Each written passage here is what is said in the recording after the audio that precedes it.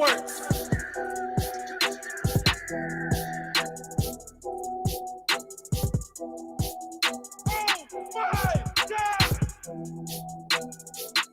Yeah.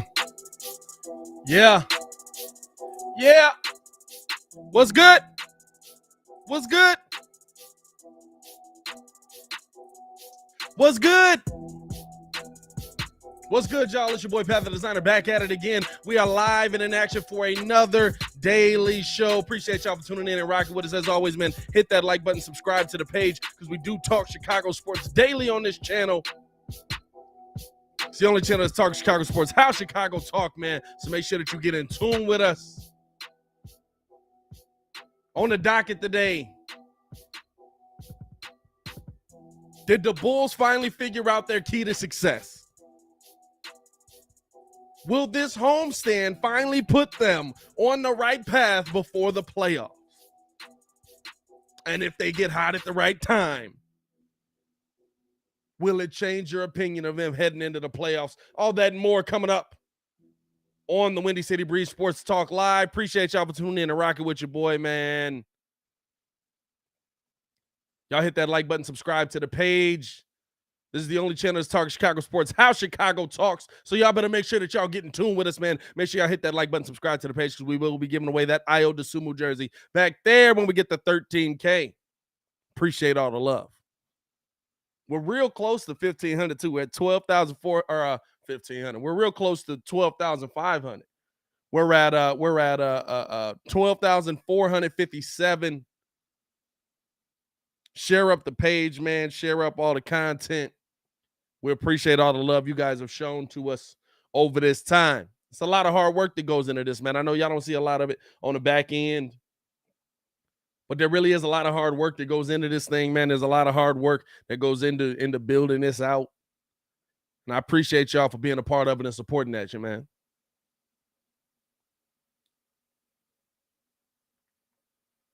Bulls got a dub last night.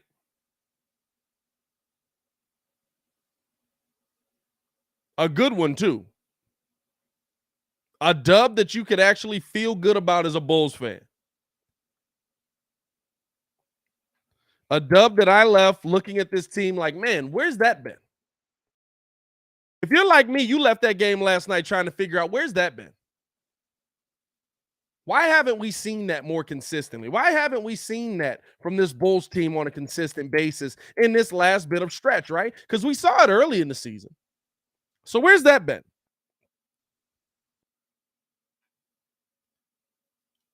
How do we find that again?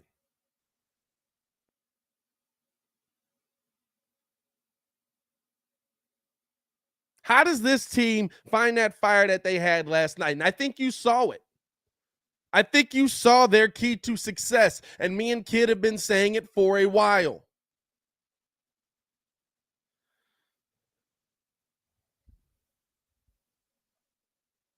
I think you saw their keys to success, and me and Kid have been saying it for a while.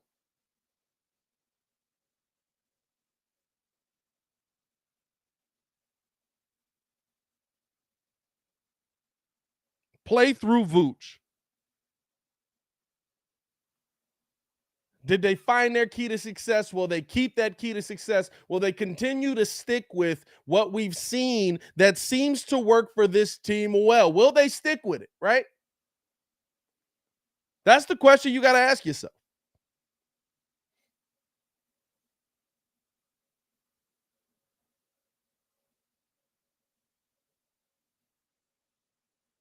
Because clearly we see, right, that they've got the talent to do it.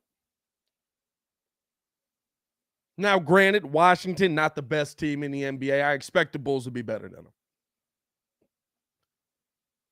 I expect the Bulls to be better than them, right? I expect the Bulls to come out with a win over the Wizards, even though that's an improving team. I'll tell you this, what you saw last night was actually a really good display of what's going to come from that team in the future.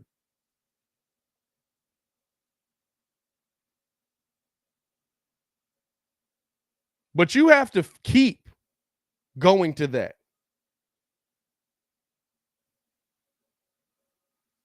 You have to keep finding that option. And don't go away from it because you're trying to make something work, because you're trying to force something to work.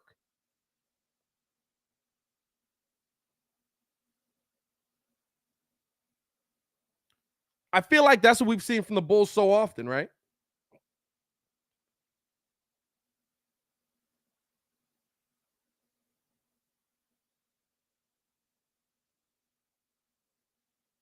That's what we've seen from this team on a consistent basis where you finally get something going, working in your favor, and you don't ride with that. But I think the Bulls finally realized, and I'll be honest with you, right? There's a lot of flack for Billy Donovan that comes in these games, right? We always see it. There's a lot of flack that comes Billy Donovan's way.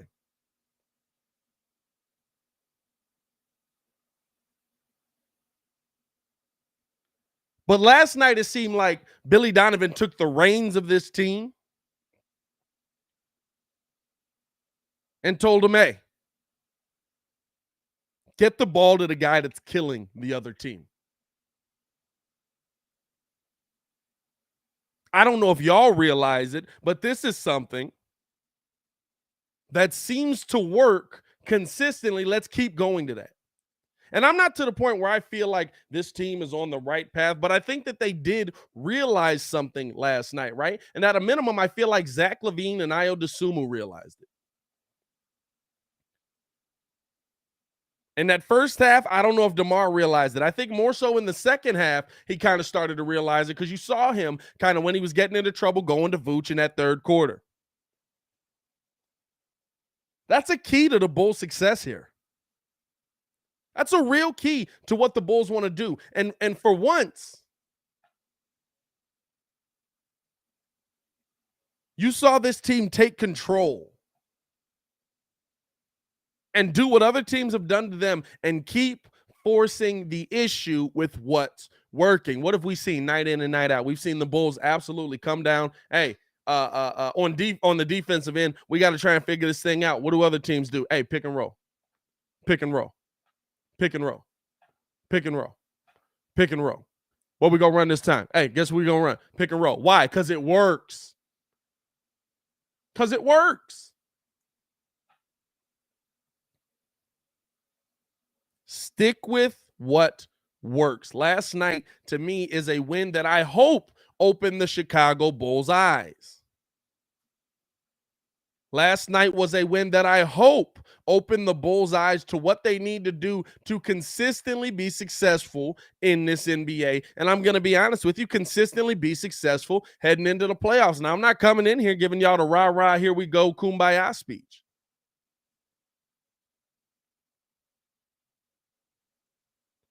I'm not coming in here telling you all of a sudden the Chicago Bulls are back, baby. Hey, we got to win versus the Washington Wizards. We're killing the game. Listen, you got to win versus a team that's actually worse than the Knicks.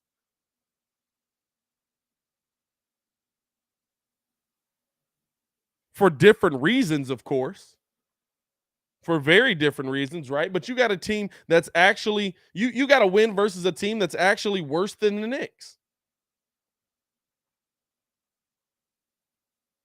So I don't want to hear all of the C-Redders and all that. You know, listen, I'm C-Red Nation till I die, but I don't want to hear the super C-Redders, I guess we can call them, that are coming out saying, you know, Bulls are back. We got a dub tonight. Bulls are back. No, Bulls aren't back yet. Bulls got to show us that they're back. The Bulls got to show us that they're ready to take that next step. But I think they found a key. And that's where it starts. That's how you start to move things into the right direction. Because to me, if you're going to try and make a run here, right? And that's what you're essentially trying to do. You're trying to make a run. You're trying to get hot at the right time. You're hoping that your team can figure it out at the right time heading into the playoffs and that you'll match up well with whatever matchup the Eastern Conference brings you, because right now the Eastern Conference is on a whole different level, right?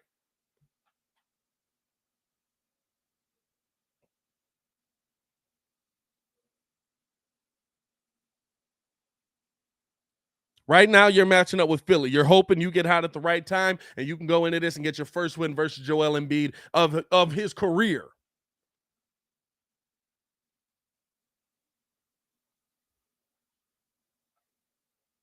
And so what does that entail?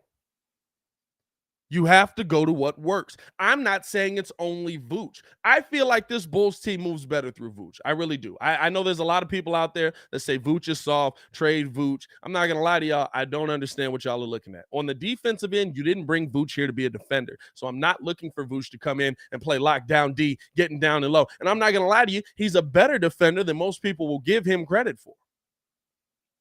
He's a better defender as a big man than most people will give him credit for. Am I going to act like I want to see Vooch out there on the corner trying to keep up with somebody with great footwork? No, I'm not. That's stupid.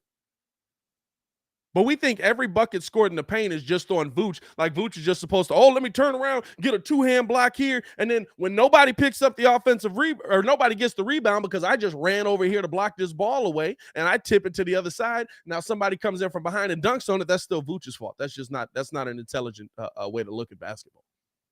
It's just not true.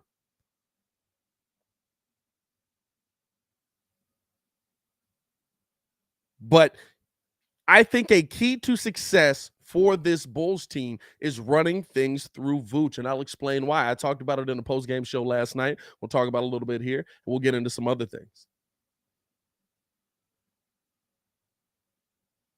Appreciate y'all for tuning in and rocking with us. Hit that like button, man. Check out the other content we got on the channel. We got a ton of Bulls content on this channel as well. Look at how the second half went for DeMar. It's a key point to look at.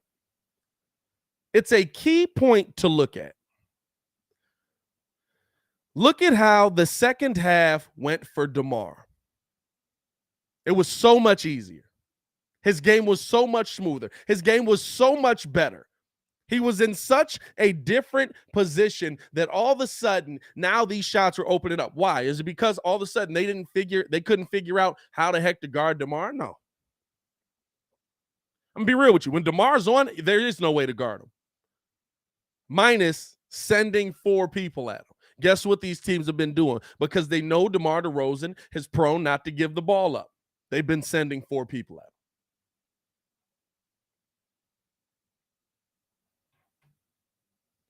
How do you solve that? You saw it in the second quarter last night. DeMar comes down, gets himself into the middle, trying to do a little one-on-one, but realizes here comes the double team. They're collapsing in on me. Guess what? Pump fake.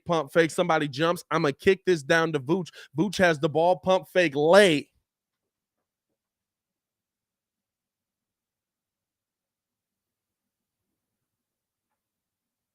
What does that do? Now they realize, oh, snap, I still got to guard the big dude down here. We can't double team DeMar DeRozan. You run a single coverage at DeMar DeRozan, he's going to kill you every single time. That is your key to success. Here's the other thing you have to pay attention to and you have to notice, though.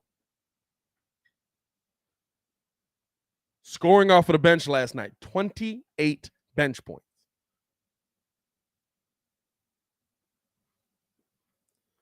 This is a team game. I know we want it to be the one-on-one game. I know we want it to be the, hey, this guy should do this guy should do that. Even what Zach LaVine did last night.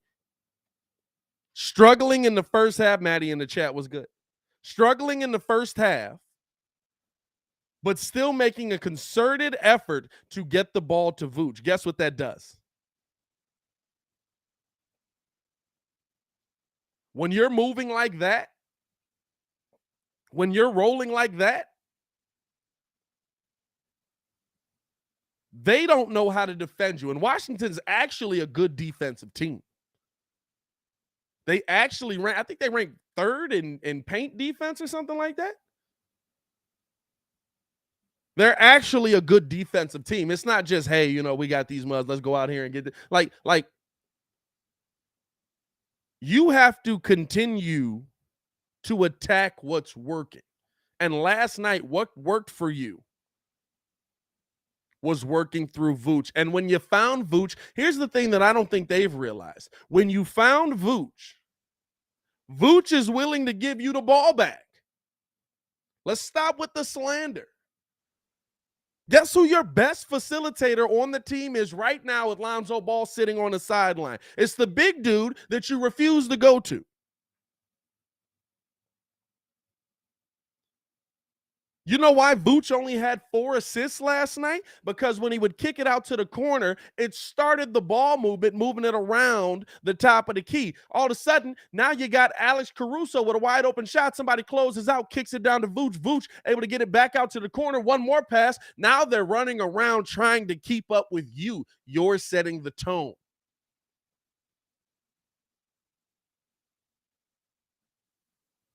You have to go to what works. And listen, I'm not saying that the key to success is not Vooch. He's a part of it, right? But it's not just Vooch. It's about sticking with the guy that's working efficiently. DeMar DeRozan could drop 39 all day, but 39 on 27 shots is not good. Or whatever it was 2 games ago. And especially when you're having that inefficient game early, Lil PR was good. Jeffrey was good. Shea was good. Especially when you're having that inefficient game early, right? When you're having that inefficient game early, you're putting your team in a hole because you're not allowing other guys to get going. They forced it into Vooch. Because they saw him getting going. He had the only 9 points for you, and then Washington goes on a 7-0 run. They come back. They take the lead. They start to try and pull away, and they forced it into Vooch.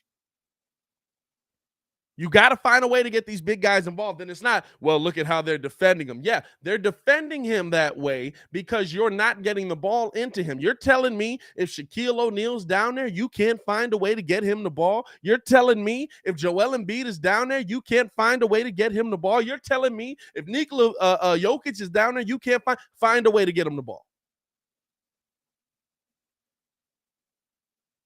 Go to what's working. And the same is for Zach LaVine. The same is for DeMar DeRozan. Whoever is being the efficient player for you that night, you find a way to get them the ball and put the ball in their hand. You think the freaking Warriors care about who's going to score the most that night? When they're running that thing like that, you think they care about who's got the hot, who's going to be the star tonight?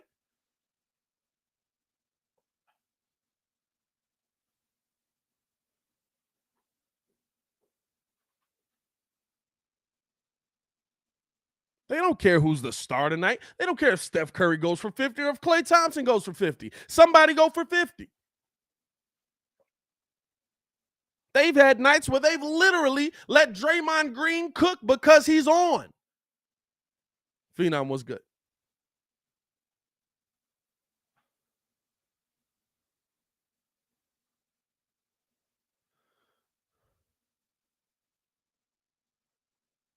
Chef C says, I know Kobe had a box plus minus of 8 plus 18, but dang, 9 field goal attempts just to score 9 points. That does not sit right with me. I do like that he was passing and more rebounding. Here's the thing.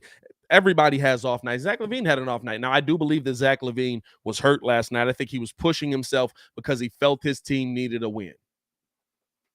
I think that he was sore as heck last night. I hope that he's going to be good to go in the Clippers game. I really do, because you just saw his game. He didn't have lift in his jump shot. He didn't have lift on his layups. He was struggling to get to the bucket. He was fighting through so much, and the only time he started getting it going was when things started opening up because they were playing a more open game.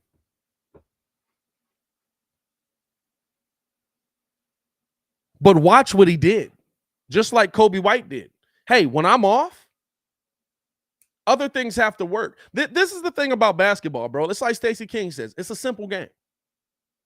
Just because you're not scoring does not mean you can't have an impact on the court. The thing with Kobe White that has irked me is that when he's not scoring, he has no other impact on the court. And I know he can rebound. I know that he can facilitate. He threw a dot last night. A dot. Did y'all see that came up with the Magic Johnson? Come underneath. Hee.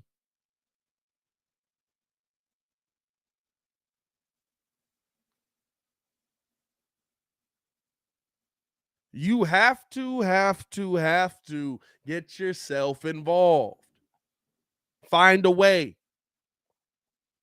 P. Will getting himself involved last night, forcing the issue on the rebounds, forcing himself to get to the bucket.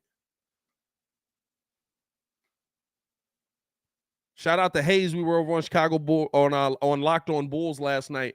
We went live from that channel. But the thing that he mentioned about Patrick Williams, and I don't know if you want this from your phone. Here's my thing about P. Will, right? P. Will to me, I believe, will be one of the best defenders in the NBA next season, if not the best defender in the NBA. I don't know if that's what you want at your number 4 pick, but I 100% believe that P. Will be the best defender in the NBA based on how he defend. Dog, people turn into P. Will and they literally are just like, oh God, what was that?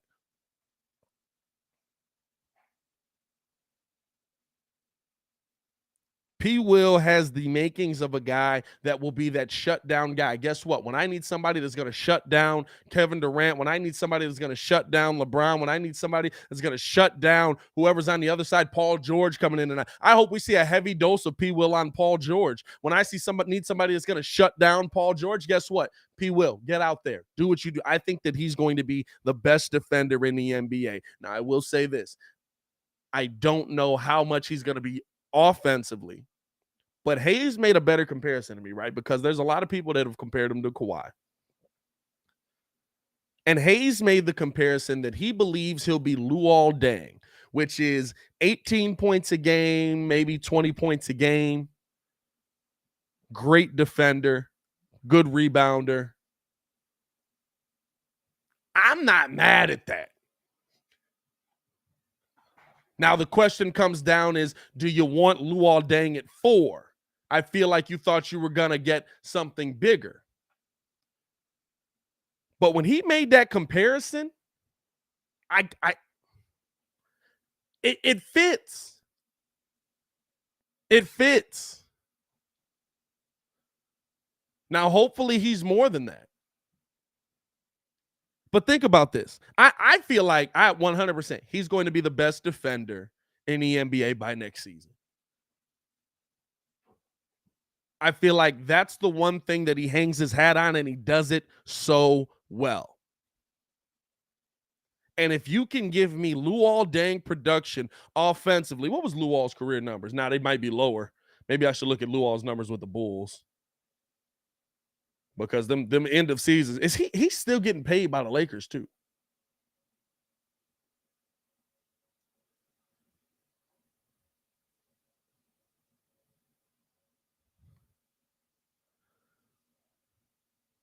I'm trying to look up Luol numbers right here. Apparently my internet said forget you.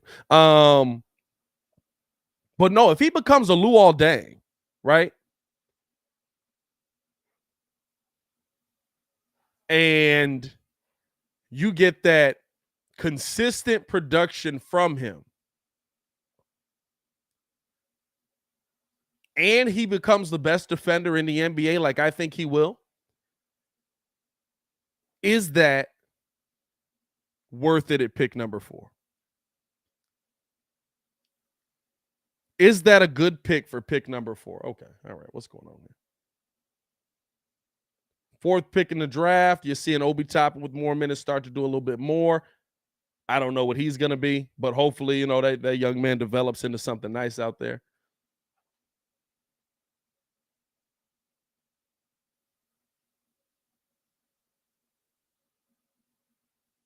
But if he's the best defender in the NBA and he's giving you 18, I think I could live with that.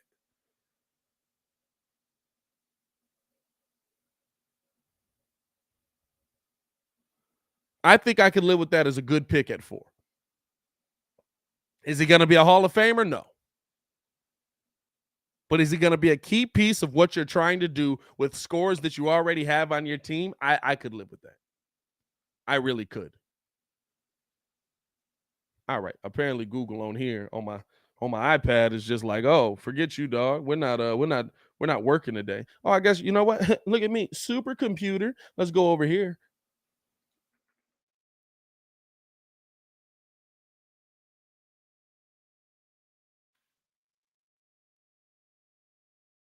see what we got over here. Luol Deng career stats.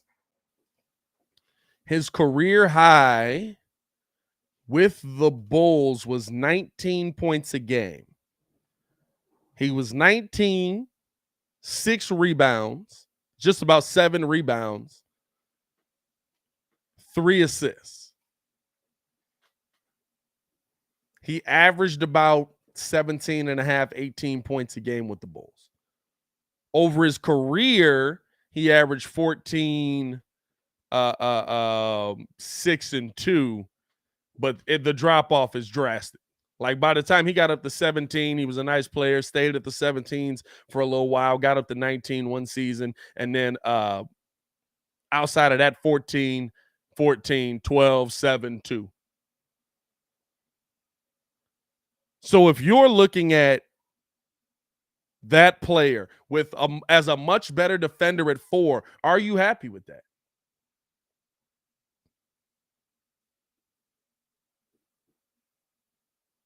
I think I would be I think I would be happy with that. You know what I'm saying?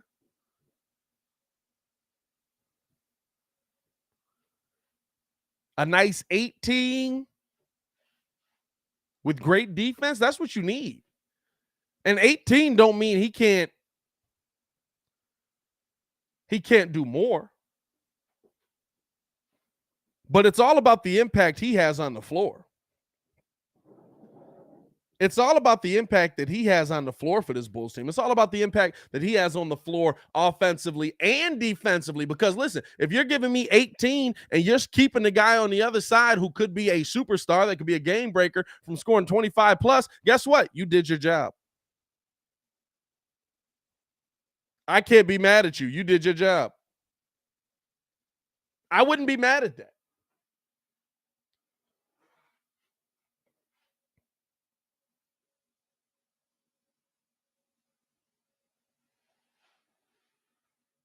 I wouldn't be mad at that. 66 people in here, 29 likes, man. Hit that like button, subscribe to the page. We do talk Chicago sports on a daily basis. We appreciate y'all for tuning in and rocking with us.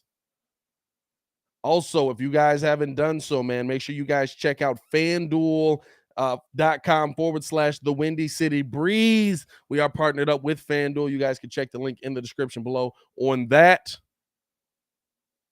They're the premier destination for sports gaming. And they've done right by your boy. We've been doing the fantasy side of things over here, man. My last lineup didn't get me a dub, but got me a good amount of points there. But you basically just go in, build your team, stay under the given salary cap, and then guess what? If you got the most points by the end of the night, you win real cash money. Cash prizes. They have free entry games. They also have paid entry games. Either way you want to go, check out FanDuel.com/the Windy City Breeze, or just click the link in the description below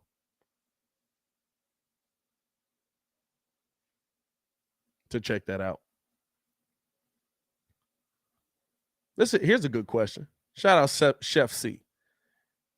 Is Andre Iguodala a Hall of Famer? I think we'd all say yes. If Patrick Williams could end up being a similar type of player, I'd take that. I do think Patrick has mini Kawhi potential. We'll see. We'll see, right? I don't know if he's got mini Kawhi potential. I don't know. I don't know if he has maybe. I mean, I guess it depends on how you look at it. But I don't know if he has that Kawhi ceiling, right? That's the question on P. Will. Does he have that kind of ceiling? I mean, right now, he's 20 years old. I will say this. We talked about this last night. Is he done growing? He could actually get bigger. You know what I'm saying? He could actually get bigger. He could actually grow into the next level to from 6'7" to maybe 6'8", 6'9", 6'10". Now you're looking at a completely different kind of player. How does that affect his game? Luol Deng did that same thing. How does that affect his game?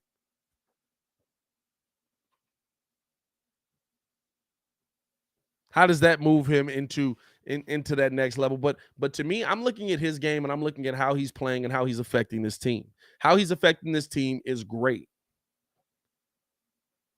if he can play that level of defense that we saw last night.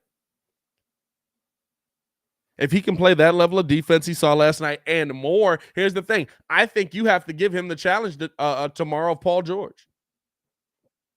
You've got to put him out there eventually. We can't keep babying him.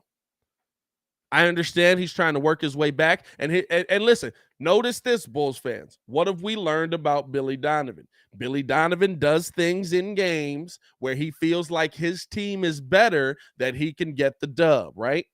Billy Donovan does things in games where he feels like his team is better, where he can get the dub. Patrick Williams on some of those nights was playing 14 minutes a night since he's been back. He's been playing on 14 minutes a night. He's had a game with 17, had a game with 18, but for the most part, he's been on the lower minutes. Last night, trying to pull up the game from last night so I can get the accurate. I know it was 20 plus, but I want to get the accurate statement here. P. Will played 24 minutes, took 5 shots, 6.7 rebounds from the field, had 1 steal.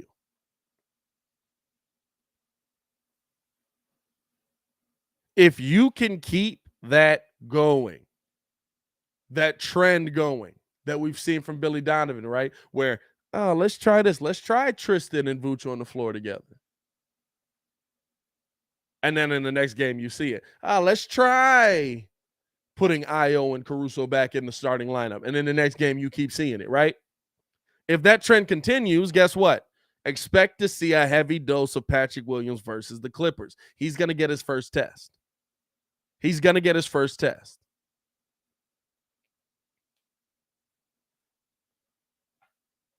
He's going to get his first test, his first real test, and I think that that's going to be big for the Bulls to see what he's got heading into the playoffs. And Pete Will told you this is the first time he feels 100% healthy.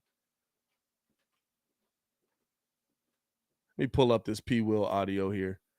I know I got it in here. It might be I think it's from 2 games ago. But he was talking about kind of how he was setting up, how he was feeling, how his body was feeling, stuff like that. You know what I'm saying? And that means a lot. He said he rushed himself back. Here we go. Here's P. Will. It's about a 4-minute chunk. We'll let it play. First 4 games, but I was coming back from an ankle injury. Like it's the 5th game of the season for me. I know I played the first 4 games, but I was coming back from an ankle injury that wasn't 100%. You know what I mean? And I think that was a lesson learned there, as far as you're responsible for what you put out there when you play. I don't think I was 100%, but you know, when they asked me like, "How are you feeling? Is your ankle okay?" I was coming back from my ankle injury. I would say, yeah, it's fine. And it really wasn't. So lesson learned on my end. But I definitely don't think I was 100% in the beginning, and that's on me. So I think this is the first, 4 or 5 games where I feel healthy in the season. So it kind of feels like the first 5 games of the season for me. Or is the game moving fast? Is it just so much time? I know you do a lot of film study, but is the game moving fast for you while you're out there? Not really. It's more of just kind of translating what I saw in the film to actual live in the game. It's not moving too fast. It's a lot slower than it was last year, if that means anything. So I don't think it's moving too fast.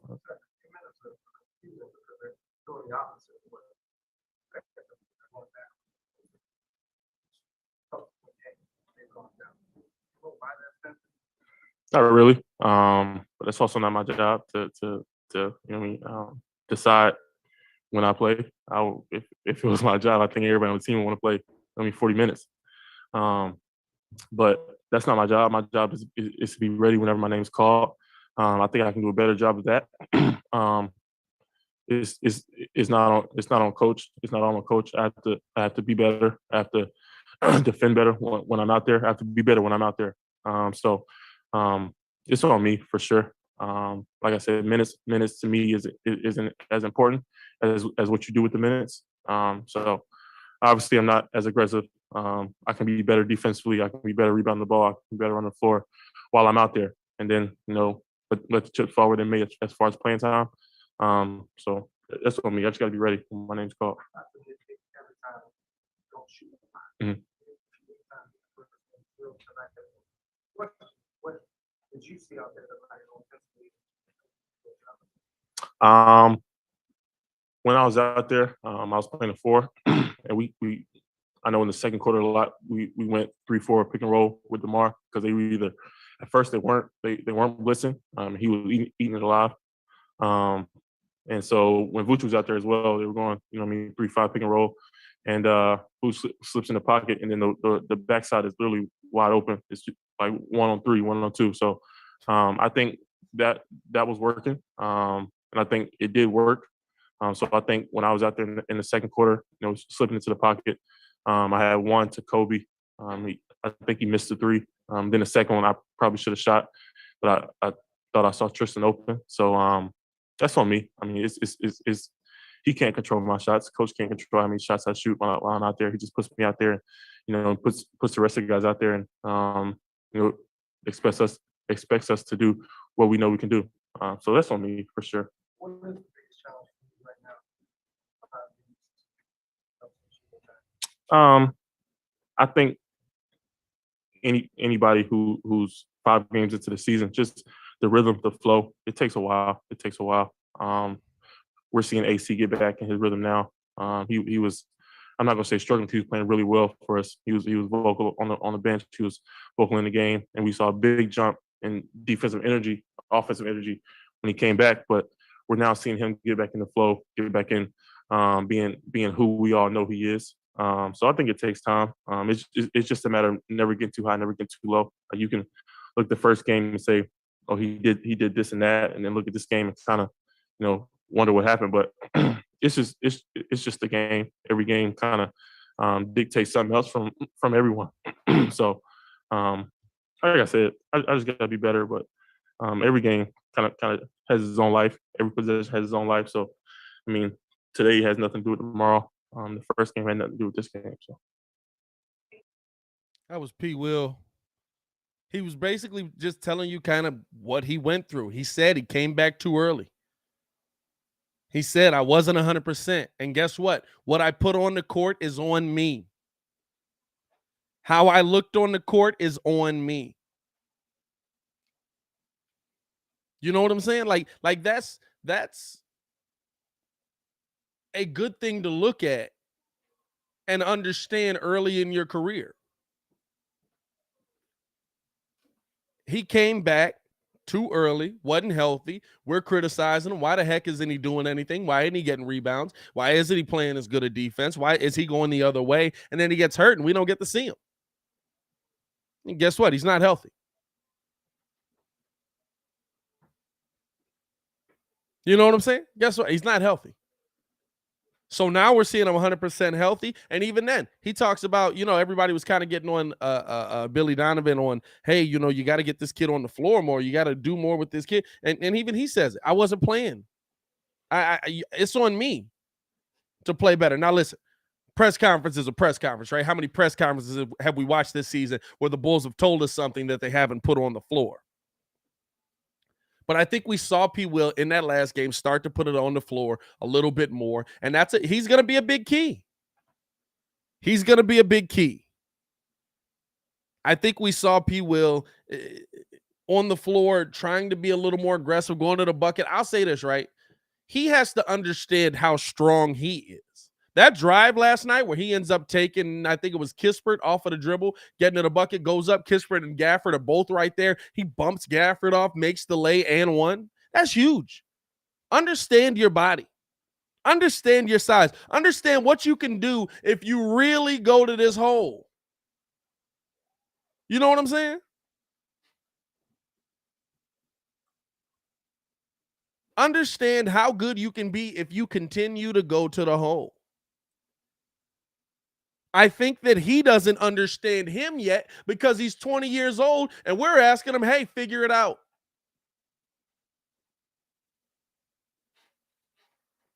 It's a process, y'all. It's a process. I will say this, though. He's going to be a huge key to success. And I think that I think that win, lose, or draw, right, coming up in this game versus the Clippers, you have to put him out there versus Paul George for 25 minutes plus. whether he's getting killed or not, he's your best chance at guarding Paul George. And Paul George came back with a vengeance last night. So here's the thing. Whether Paul George is 100% or not, right? Say Paul George isn't 100%. He just had a good game versus Utah, which he seems to always do. And P. Will comes out and Paul George isn't playing at his best. But P. Will sees that Paul George is struggling versus him that night. You're heading into the playoffs. You're going to need this kid. You're heading into the playoffs. You're going to need this kid to be efficient. And if he is efficient and has a night that he shows Paul George, like Paul George, say Paul George had 15, 16-point night, something like that, just because he's hurt. But P. Will don't know it.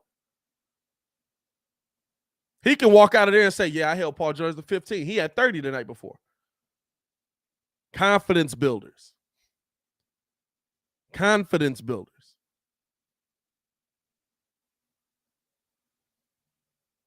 I need to see him have that big night.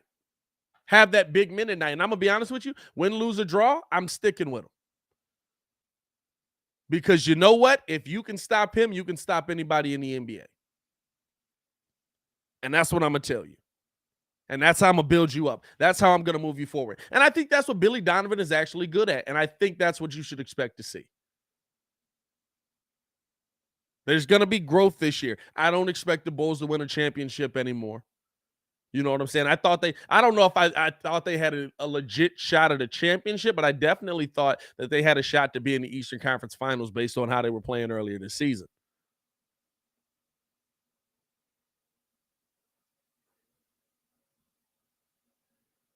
For them to get to that next level, you have to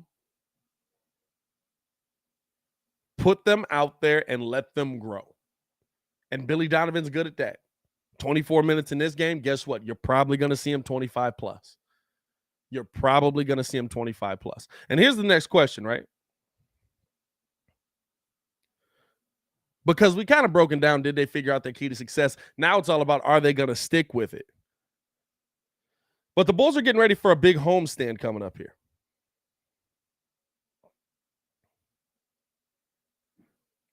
The Bulls are getting ready for a big homestand coming up here, and they've got to find a way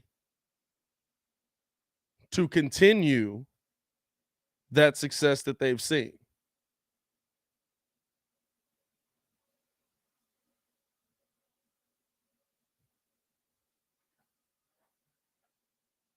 Will this homestand put the Chicago Bulls on the path to success?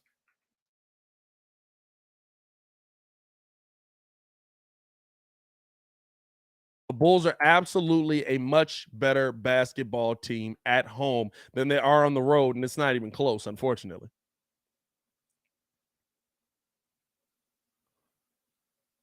Now, they've played a lot more road games here in this recent stretch.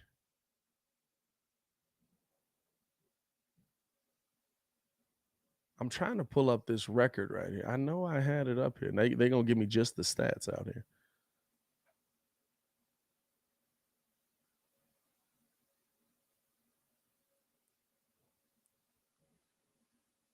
I thought they had their records on here.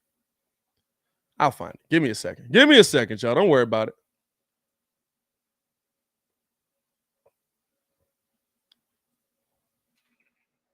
Bulls home and road wins. But they're a better team at home, right? They're a better team in the United Center.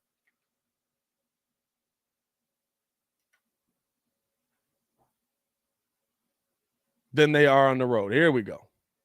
At home, the Bulls are 26-10. On the road, they are 18-22. Their last 10 home games, the Bulls are 7-3. Their last 10 road games, the Bulls are 3-7.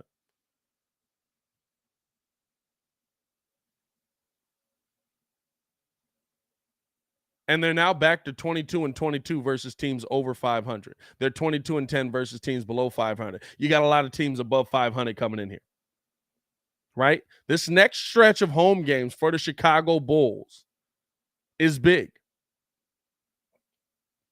They've got 5 home games, and then they finish it out with the game in Minnesota, which who knows what that's going to be, right? But they have 5 home games left here.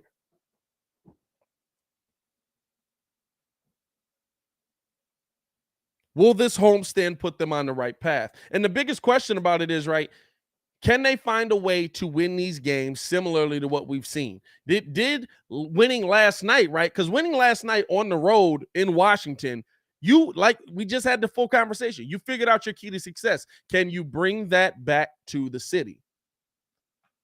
Can you bring that back to the city? The Bulls' next 5 is not easy.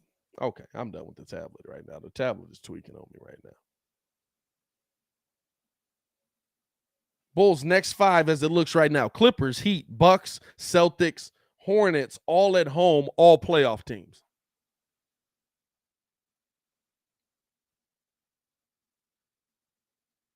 You got to win here versus the Wizards. Good job. How's it translate? How does it translate? And based on how the playoffs are sitting right now, I mean, you could see movement from this Bulls team in the standings. That's something we haven't seen in a little while here. Bulls now sit 4 games behind Philly. Or they sit 2.5 games behind Philly. They sit 2.5 games behind Philly.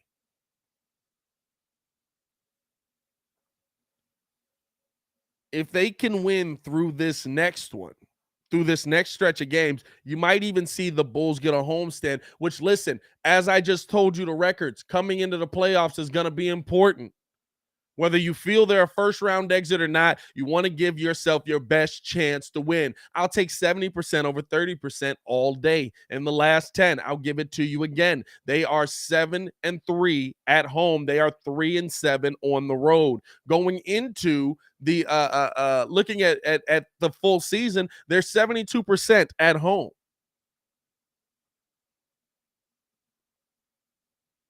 They're 45% on the road. 18-22 on the road.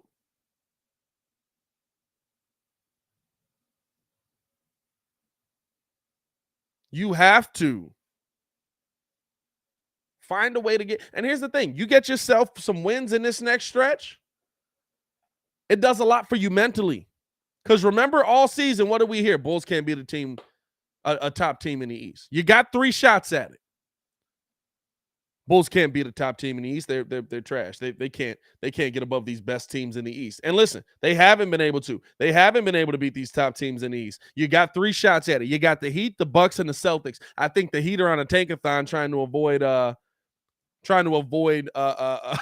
Brooklyn, which is wild, which is a whole other wild situation in itself. Now, looking at some of the games they've been in that have been real close out here.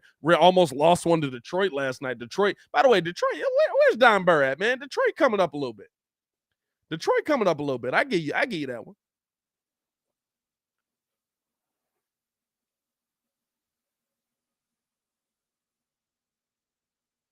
But you got the Clippers with Paul George back, who just beat the Utah Jazz, who are a well-coached team. You got the Miami Heat, who are sitting at the top of the East. You got the Bucks, who are sitting at the top of the East. You got the Celtics, who are sitting at the top of the East. And here's the thing, right? Even if you win all of those games, you still might not get the top seed. Because we have the hardest schedule in the NBA.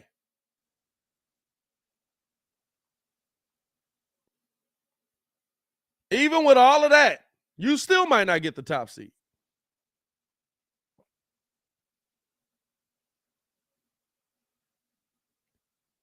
Or not a top seed, but a top 4 seed. You know what I'm saying? You look at the teams ahead of you, and really right now, you're just trying to figure out how it's gonna play out for you, right? You're trying to figure out if you're going to be flying back and forth or driving back and forth. Because as this thing sits right now,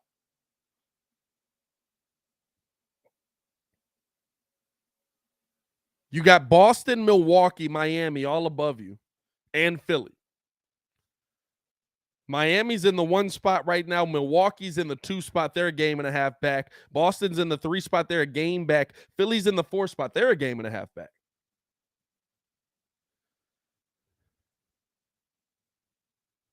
Right?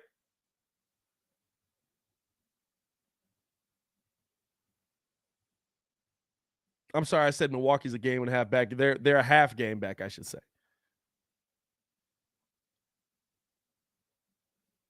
All of them could have flux. We've seen how that this week of NBA has gone. Boston was 1, and then they were 4, and then they were 3, and then they were 1, and then now they're 3 again. Right now we're playing Philly again, as Philly just took the loss to Milwaukee last night.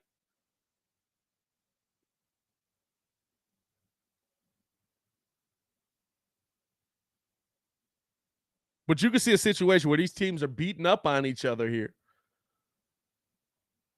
And you're trying to close it out. Philly's schedule through the final 5 games should be pretty easy for 6 games, I should say. Pistons, Hornets, Cavaliers, Pacers, Raptors. Oh, they got 7. Pacers again and Pistons. They must have some makeup games. That Giannis block was crazy. That was a great game last night. I had to go back and watch that one after I got done with Locked On. That was a great game last night.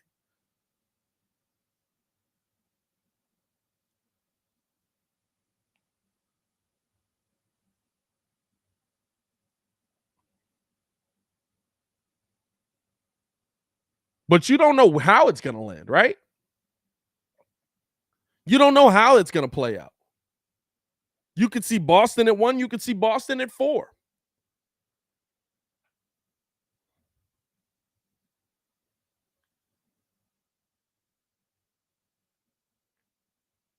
We might really be in a situation where we got a first-round matchup versus Milwaukee. Now we got Mad Spice for Ringo in this mug. Where's he at? You might really be in that. Like, you don't know how it's going to play out, and so all you can do is control your own destiny if you're the Bulls. For me, Philly's got a very winnable schedule. Boston's got a very winnable schedule coming down the rest of the stretch here. They finish out their season. They got the Heat tonight. They got Pacers, Wizards, us, Bucks, and Grizzlies. Those last 3 might be tough, but they got a chance to get in a nice position here.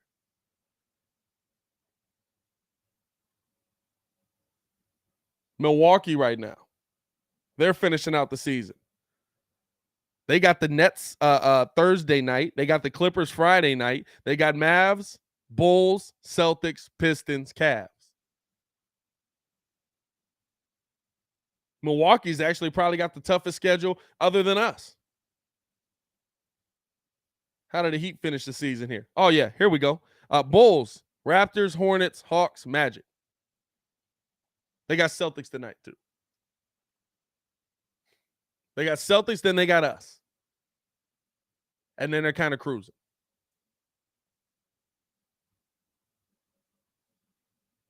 So it's going to be tough, right? It's going to be tough to move up in seeding. I say all that to say this. It's going to be tough to move up in seeding. But if you can move up to just a top 4 spot, even if it's 4, right, and you've got that 4-5 matchup, the difference in that is a 72% win percentage versus a 45% win percentage home and road. Now, I think if you played Milwaukee, it would make a difference, right? Because you're basically just taking a bus ride. You're sleeping in your bed every single night. You're probably like rolling up to Milwaukee. You play your 2 up there. You come back. You're probably practicing it. You're doing everything probably the same.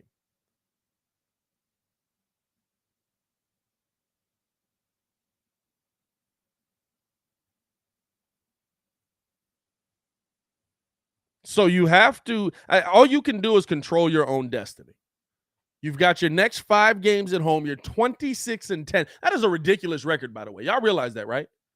That is a ridiculous record. You are 26-10 at home. You could finish, if you can get 4 of these games, 30-12 at home.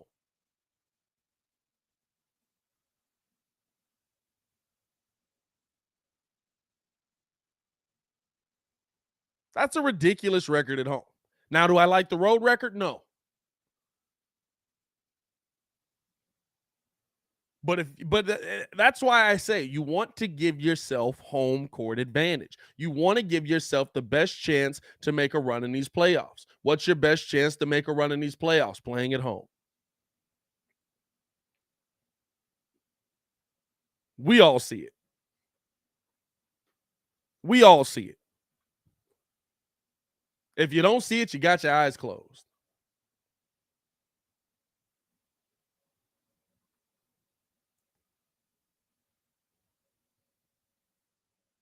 And the teams in this league, that does make a difference.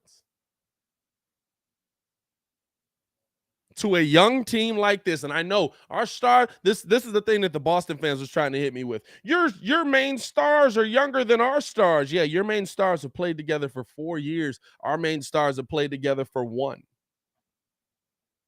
You can't even count Vucevic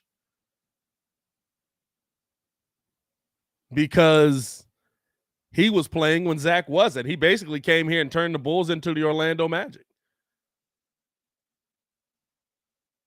He was playing ball when Zach wasn't even playing. Zach ended up catching COVID. Bulls might have made the playoffs last year. Which, man, that would have been huge coming into this season. Man, that would have been huge coming into this season if they could have found a playoff spot.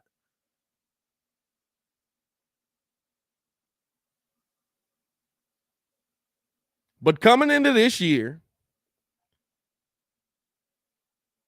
if you had told me the Bulls would be 26-10 at home with 5 games left, trying to figure out or coming off of a game where they seem like they figured out what it's going to take for their team to win games, and now heading into 5 games that are going to have a playoff feel in the UC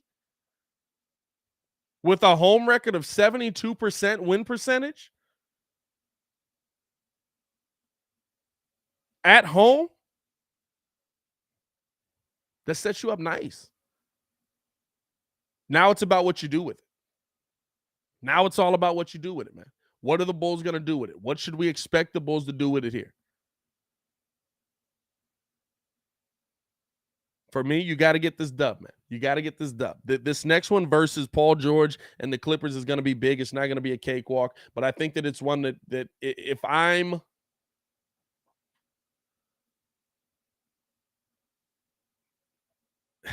I can't.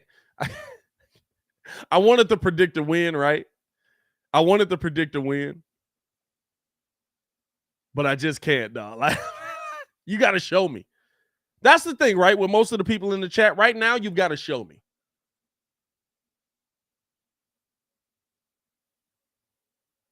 Right now, you've got to show me.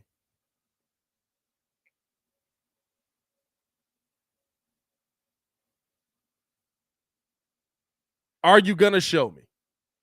We've seen the Bulls win a game. Hey, we just saw it, right?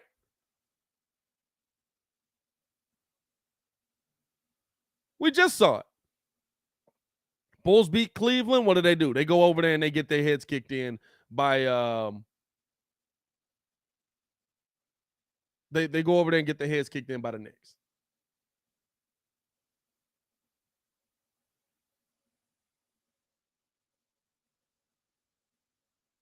Bulls beat Cleveland before. They go over to Sacramento, get their heads kicked in.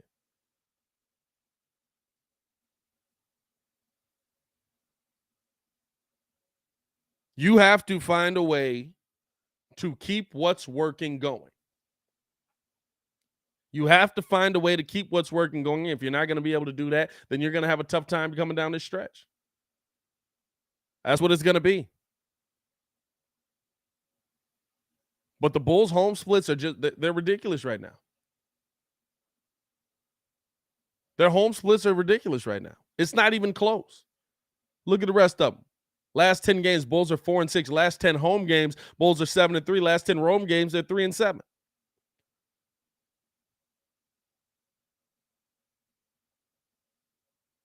They're just a better team at home. They play better defense at home. They lock in better defensively at home. Teams score less against the Bulls in the United Center.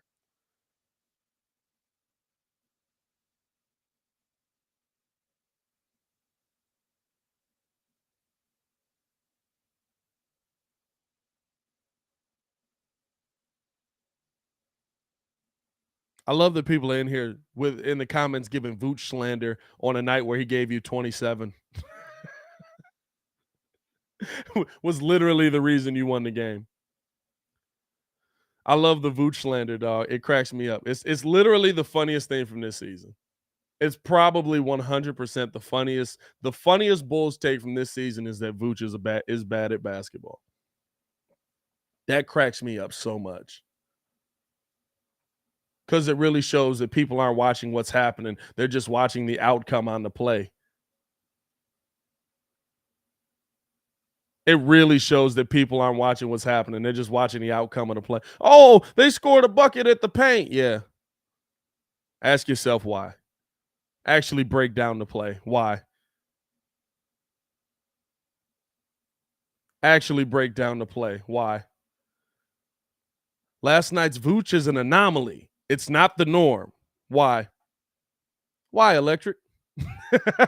This is the part I like doing, right? This is the part I like doing. Why? Tell me why. Why isn't last night's Vooch the norm? Is it because of Vooch? Or is it because something changed last night in the game? In the game plan? Why isn't it the norm? Because we come with the slander for people, but we don't actually break down what the problem is going into it. Why are people scoring buckets in the paint? Is it because Vooch isn't stepping out to play defense? Or is it because somebody is coming behind him that's giving up? Oh, here's a good one. Because he disappears when he should be present. What does that mean? What does that mean?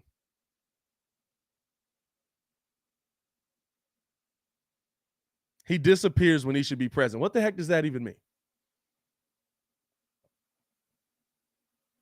Is he getting the ball consistently? Are his shot selections different? He misses too many open point blank shots. Okay.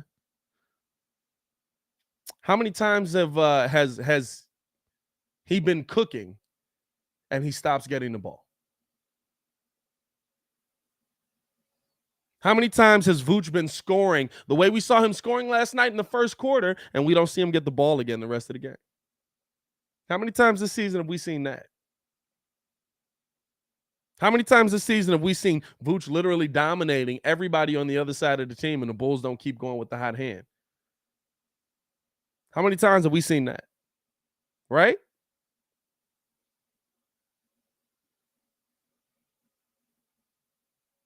Like, it's hilarious to me how people look at it. It's hilarious because I ask all the time, are you watching what's actually happening? Why is Vooch getting beat inside the paint? Is it because Vooch isn't stepping up on defense? Or is it because the 6'4" dude can't guard a power forward that's coming through at full speed? Vooch not getting the ball is a coaching issue, not a fans issue. I'm going to be honest with you, dog. Nothing the Chicago Bulls do is a fans issue. Do you really think the Chicago Bulls care how you feel about one of their players? Hey, listen, I get on here and I talk sports all day. The Chicago Bulls don't care about what I think about their players. The Chicago Bulls should not care what fans think. You know why? Because Chicago fans are some of the most irrational fans in the world. Remember that stretch where he was DMVP? Y'all remember that? Y'all remember that stretch where Vooch was cooking because he was getting the ball every night and it was all the trade Vooch people was quiet, right? It was real quiet. Y'all remember that? It's because you're only talking loudly when you have a point that you feel is valid at that time. Make that point when he's able to do something. And I give you this. You're coming through with Vooch slander on a night after he scored 27. I give you credit for standing on it. But let's be real. Why is Vooch struggling? Why has Vooch regressed? Let's be 100% about it. Y'all watched Miami win 4 championships, and you absolutely would have wanted to trade Chris Bosh. Win 2 championships. I don't know why I said 4. Go to 4 championships. And you absolutely would have wanted to trade Chris Bosh.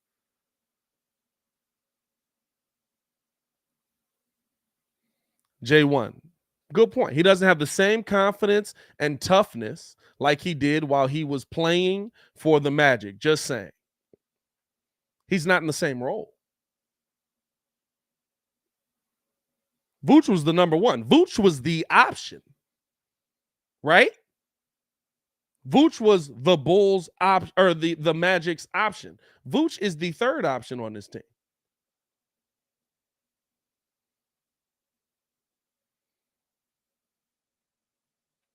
Vooch is getting the shots.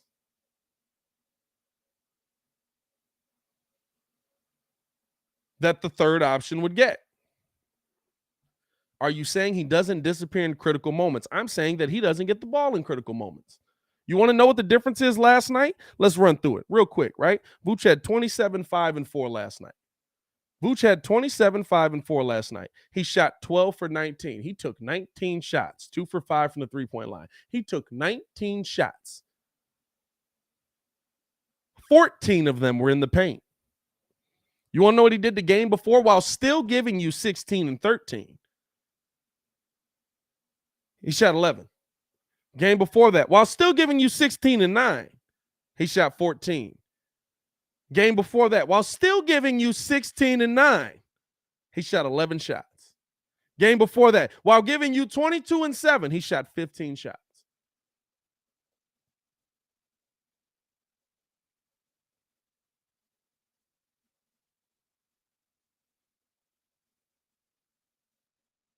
There's not a bad game on here from Vooch for a while now, but I see a lot of games where he doesn't get shots because he's the third option.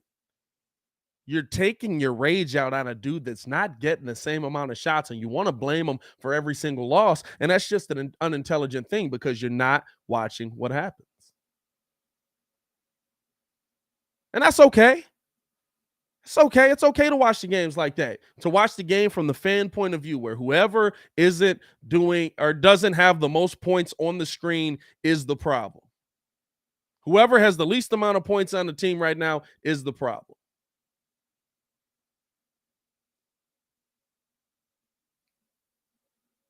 But to look at something from a fan point of view is not the intelligent way to watch basketball. It's fun. It is. It's a lot more fun. I can just be pissed about, hey, Vooch didn't do it.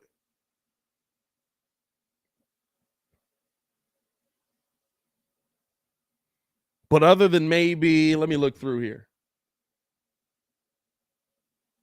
In the last couple months, other than 2-3 games, Vooch hasn't had a bad shooting night.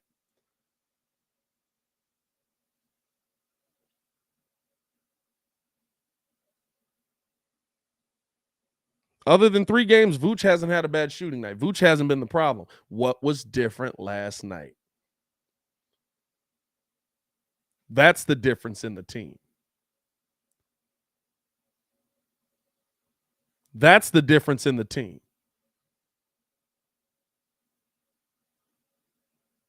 What was different last night? That's the difference in your basketball team.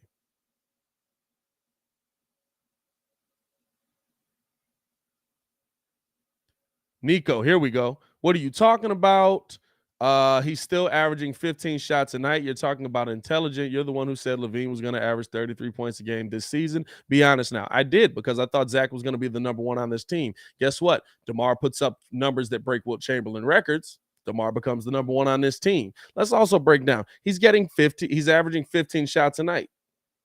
Okay, if he's getting 15 shots a night, he's being efficient with his 15 shots a night. But when is he getting those 15 shots a night? Is he getting those 15 shots a night at the end of the game or at the beginning of the game?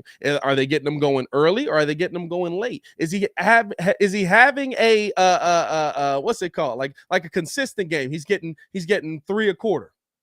4 a quarter. You know what I'm saying? Like how is he getting his 15 shots a night? Because if we're being 100% honest, he gets a lot of them in the first half and he doesn't get those same looks in the second half. So when you want to blame somebody for not putting up numbers in the second half, look at when he's taking the shots. Don't look at the averages and say, well, he's putting up 15 shots a night. He should be able to do this and get this. Guess what? On 15 shots a night, he's being pretty efficient. You know what I'm saying? I'm here to fight today. Hey, it's all good, baby. I'm solo dolo out here today. I'm solo dolo out here today. I love it. I love it. They were playing a sorry team like the Wizards. That helps explain the difference. Does it? Because again, they played a sorry team the night before in the Knicks, and he got 11 shots, and he still gave you 16 and 13. A sorry team. A much more sorry team than the Wizards are. The Wizards are at least a top 10 defensive team. They've just been through a ton of injuries and a ton of turnover. A sorry team. Hey, I love it, dog, because I just love looking at. I look at basketball in a different way. I look at basketball. Why is something happening? Why is something happening on the defense? Are they running a 1-2-1? Are they running a 2-3? Are they running a 3-2? Are they running man to man?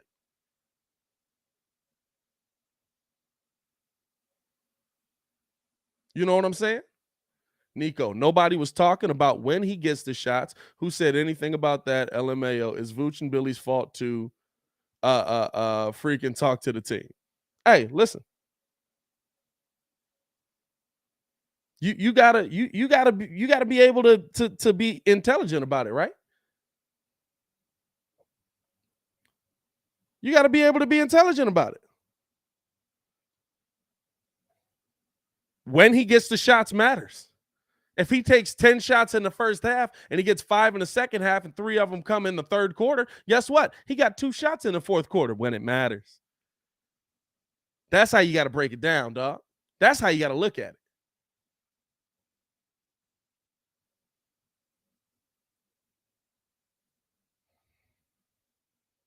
If you're gonna be, if we're gonna break down what the Bulls are doing, let's break down what the Bulls are doing. Let's break down what's going on. Let's look at it. Let's not just say he got 15 shots and now he should be able to score the best. That's not how that works. I get what you're saying. I understand how you're looking at it. Listen, I used to look at it the same way. But I can't look at it that way when I do this job.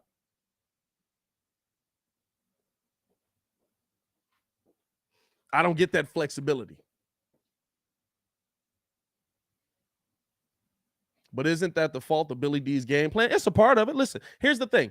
Guarding the pick and roll is about, yes, it is a part of Billy D's game plan. I'm not taking away from that. I'm not taking away from that. But guarding the pick and roll is also on the players. Billy can put in whatever game plan he wants. If the players don't execute that game plan, and we've seen that defensively, the players haven't executed that game plan,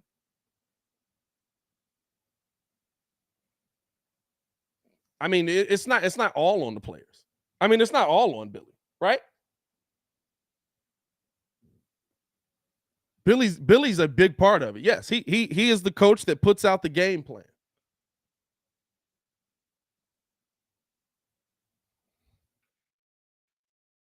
But you also have to execute said game plan. You know how the Bulls have been getting killed by these role players? Because they're wide open in the corner. Let's be real. The pick and roll has hurt us.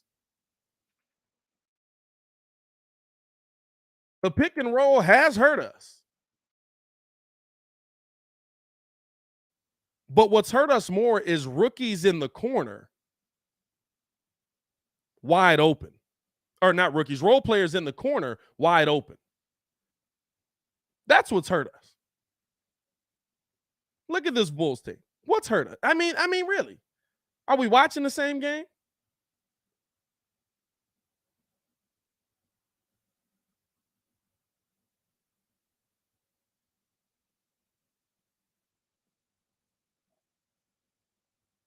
What's realistically hurt this Bulls team on a consistent basis is leaving guys open on the defensive end. Guess what they didn't do last night? They didn't leave guys open on the defensive end. Also, are they playing a worse team? Yeah, but you know what? I've seen them play that level of a team. Oh, y'all didn't piss them off. Oh, y'all didn't brought this man out. Hey, listen, Hayes, keep it kind of locked on here. You ain't got to troll nobody. As we bring in my co-host from Locked On Bulls, we got Hayes in the chat. What's going on? First, let me just say thank you for dropping the gospel on Nikola Vucevic today. It's what I needed to hear. And I'm keeping it. Listen, no Petty Roosevelt. I'm keeping it PC. We got you. I know this is a family program and whatnot. What's going on, brother? What's going on with you, Hayes? How you feeling, my boy? I'm living, man. I'm living. Hey, I ain't mad at you, man. I ain't mad at you. Listen.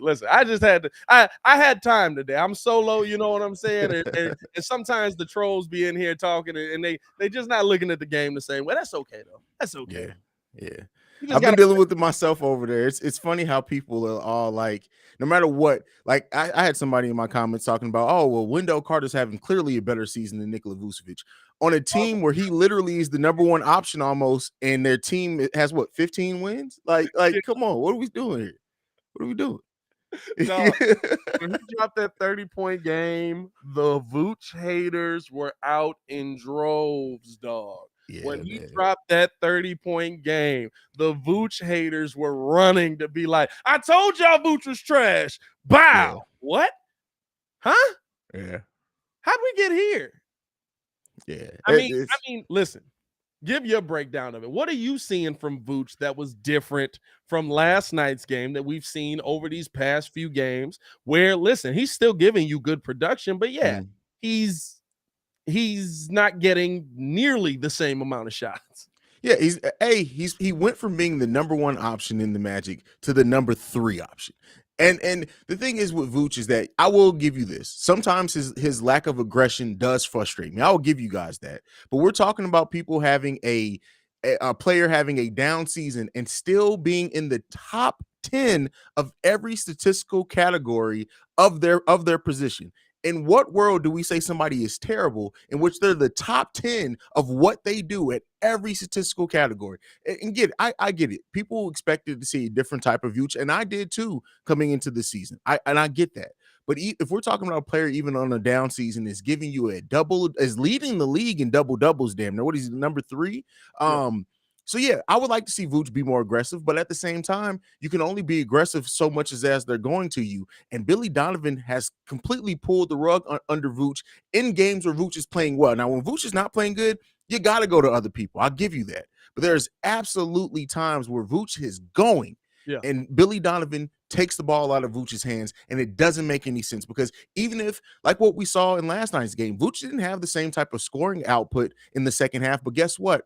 You still went to him, and the Wizards still had to respect him, and then he was able to be smart enough to make the correct passes to get other players in good position. That's how you use a big man with Vooch's skill set, period. Yeah, and me and you talked about it last night on Locked On, dog. Like, when you use him in that way, how DeMar was going to him in the third quarter made DeMar's life easier. And that's what you need to keep looking at. DeMar runs into double teams like they going out of style, dog. Like, he's always looking to run into a double team. But when you hit that double team, guess who's usually doubling? The dude that's guarding Vooch, because y'all not giving him the ball anyway. There's no reason to go to him. When DeMar did that little pump, got him in the air, threw it down to Vooch, and Vooch got an easy lay, all of a sudden it was like, oh, snap, he passing the ball to Vooch. That's a fact. Now we actually got to guard this. And then I think the second half is more indicative of what this team can be. Now, granted, I get y'all. It's against the Magic. You got to beat better teams than that. You got the opportunity coming up here at home where you're 26-10 at home. But when you saw Zach LaVine start knocking down shots, DeMar DeRozan's got it going, and Vooch is still a threat, and he's the one that's facilitating, and your bench is – dog, this team legitimately would be unstoppable. This team legitimately will be unstoppable. And then when you add in Lonzo, whenever he comes back, Lonzo's ability to hit that outside shot, this team, as the way that it was initially meant to be constructed, keep in mind, what you do when you build a team, I think people forget that. There's no player that's going to give you everything Vooch gives you and defense. That player doesn't exist and be healthy all the time. So the way that this team was constructed is that Lonzo Ball was going to help with Vooch's pick and roll defense, and then you had Patrick Williams to help solve some of the physicality and other type of issues that Vooch lacks at. We never got to see that when Patrick Williams was playing. Yeah, the Bulls were undefeated, but Patrick Williams was still coming back from injury. And learning a new position. People also forget that, like, moving from the 3 to the 4, while that seems like an easy transition, you're guarding completely different players. So, like, Like we never got to see this what this team was designed to be. Yeah. Fully healthy. We never got to see it. Now, again, I understand when people have issues with the team construction that I can give people. AK did what they could, but at the end of the day, like we never got to see the optimal version of this team that was meant to maximize Vooch's positives and cover up some of his liabilities on the defensive end. 100%. 100%. I mean, listen, we got you here. Might as well ask you this as we go into the final topic. Appreciate y'all tuning in and rocking with us, man. We out here living out here, dog. Yeah, I'm saying we living right out here. While we got you here, man. I mean, I want to ask you this, and I'm sure we'll talk about it on Locked On Bulls. Make sure to check that out. Daily podcast every day over on Locked On Bulls. Check that out.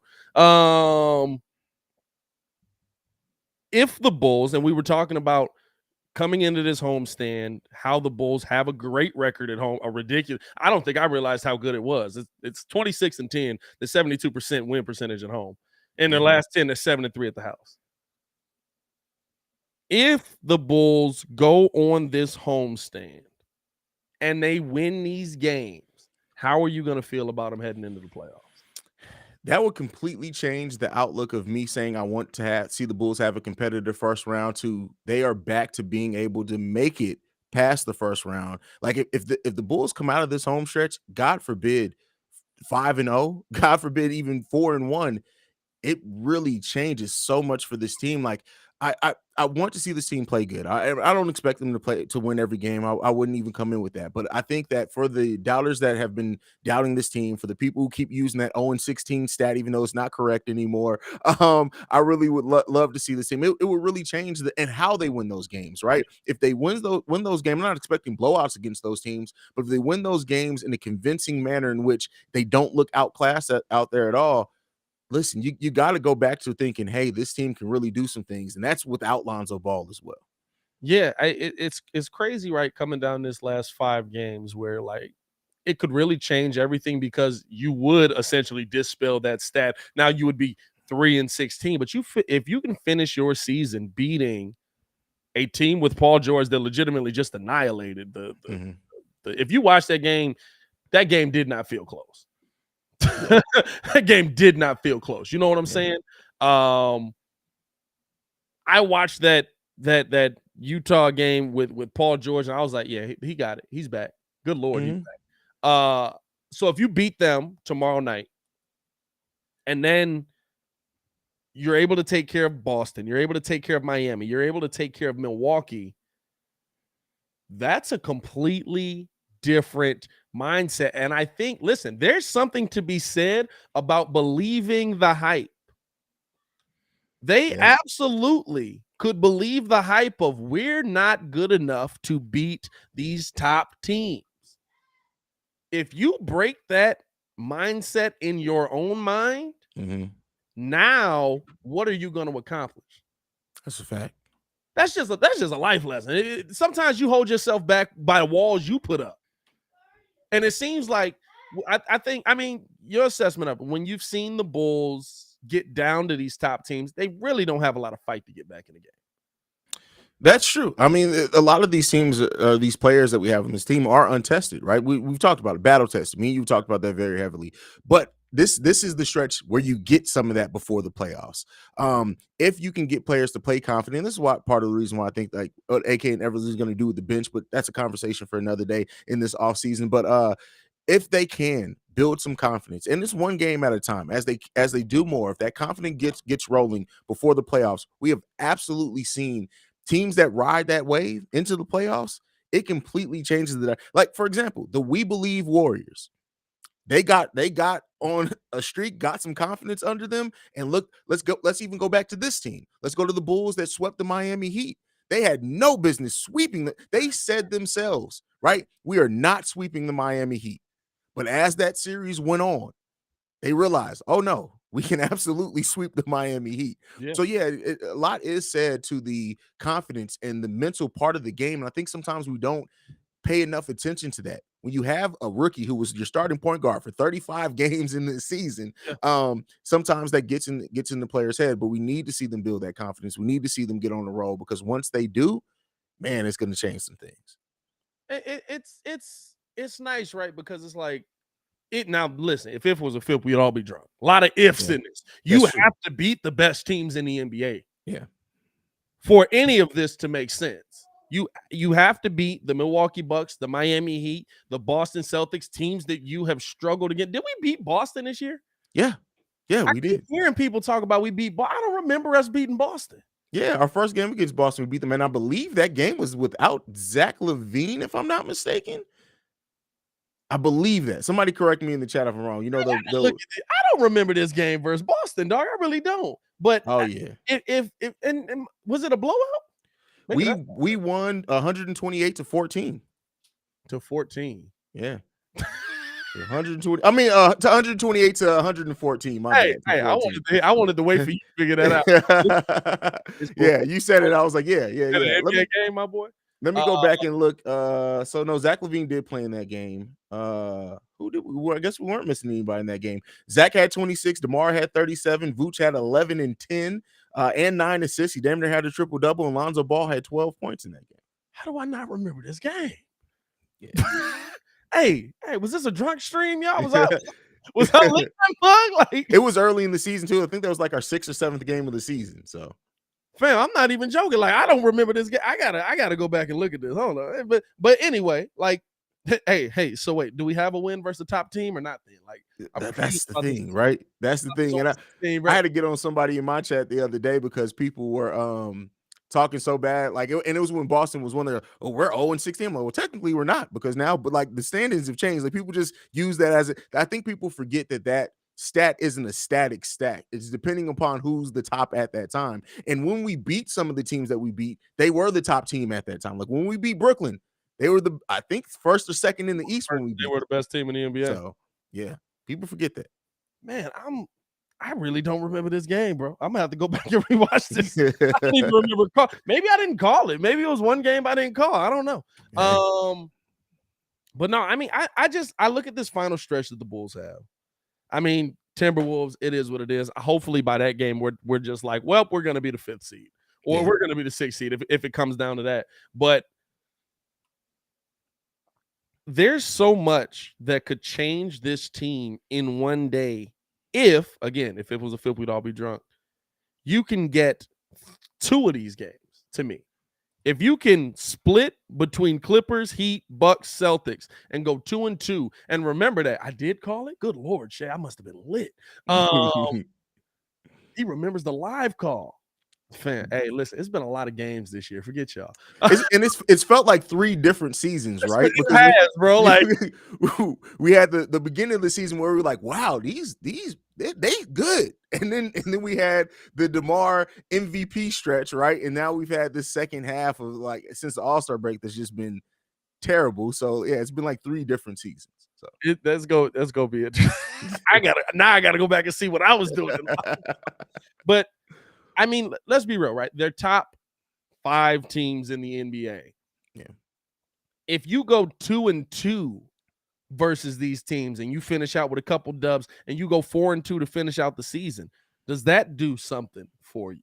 Does that make you feel better about this team heading into the playoffs? Or is it kind of hey, you got to go big or go home in this to make you feel better moving into this playoff series? The thing that's going to make me feel better is if they play well, right? No more blowouts, playing well, playing focused. The number of wins. Listen, I said the last 5 games of the season are hellacious stretch. I want to see the Bulls. Even if they go 3-3 over the last 6 games of the season, to me, depending on what 3, no matter what 3 they beat, because that would mean they'd have to. They're all damn near playoff teams. Playoff teams, yeah, they're all playoff teams. So that really does change the outlook for me, and it hopefully gives them a little extra bounce in their step heading into that first round. And I really hope we face Boston in that first round too. You want Boston, dog? I want Boston. Without Time Lord, without Time Lord, and if Lonzo's coming back, I want Boston for sure. That's true. Now Lonzo, I haven't heard nothing about him, but he's supposed to be getting reevaluated. Yeah, between today and tomorrow. Today and tomorrow, he should be. Reevaluated probably doesn't mean back yet. And that's the part that me and you have talked about over on Locked On that kind of can get scary, right? Because you're going into this playoff series with your rookie point guard. I mean, at this point, right, I would literally start Io in the first round, whether Lonzo's good to go. Okay. because you found a weird chemistry that works. Do you want to screw with it as you go into the playoffs? Yeah. Maybe you work him in and you try to start to ramp his minutes up throughout the playoffs here, but he's not going to be back. I mean, we're talking about a week, right? 2 weeks till the playoffs. He'd probably be back playing middle to end of next week. Maybe he wasn't even running. He's just been doing light contact. He hasn't even been cutting. Yeah. So, like, I personally wouldn't even run Lonzo out there yet. I would almost be like, listen, we got 4 years of you. If we get into trouble, we may play you heavy just to see if you're ready to go. But I feel like you're risking having him do further damage because we know he's rushing back. Yeah. Like, that's the one thing you got to look at. We know he's rushing back. We know that Alex Caruso rushed back. We know that Patrick Williams rushed back because they feel something good about this team and they want to be there for the playoffs to get the experience. And it's going to be big because Lonzo has no playoff experience. But, like, I'm looking at, is it worth it to risk his health just to maybe get bounced anyway? I don't think that they would risk his health, though. I think the Bulls are going to be so protective over Lonzo that if they bring him back, there's going to be so many stipulations on him coming back that they're going to make sure that they wouldn't approve him coming back and playing if they thought it was going to be a huge detriment to his health. And I think if he is cleared, we're probably going to see Lonzo Ball at a 10 to 12 minutes restriction. That's just me off the top of my head guessing. Now, with that said, 10 minutes of Lonzo Ball coming off the bench and what he does defensively, I'll take that. Right. And he has to be happy with that. I would take that, especially in the playoffs. But I think that if they get to that point, it's going to be so many levels of approval he has to get that at that point, I personally aren't going to be worried about any long-term implications for his health. But maybe that's just me being optimistic. So, I mean, it could be. It's one of those things that I've looked at and I've heard a lot of people say, just wait till we get Lonzo back. Just wait till we get Lonzo back. Just wait. And I'm like, I almost like, what do we want Lonzo out there for? We want Lonzo for ball movement. Can he give us that? Sure. But we also want Lonzo for defense. If he can't cut right now, hey, that's a fact. You're not a defender. So is he going to be out there rushed back where he's like, I'm trying to get back early. I'm doing what I have to do. Yes, I can cut on it, but it's not the best. Like Patrick Williams said coming into the season, he talked about it. We talked about that earlier in the show. P. Will broke down that, yeah, I told him my ankle was healthy. That don't mean it was. You know what I'm saying? He basically said, I wasn't healthy coming into the season. Everybody was looking at me crazy. Why you not doing what you're doing? But I kept telling them I'm healthy. All they can go off of is what the player tells them, and as long as the X-ray is good, they'll put you out there. That's true. So, like, that's the one part that I'm worried about. That's the one part that I'm looking at, and I'm saying, hey, are you going to be able to consistently get that production from Lonzo to where you can work him back? Because, dog, the only way you're going to get him in a playoff series is if you keep putting them out there. Yeah. It's facts. It's facts. I can't argue with your logic at all there.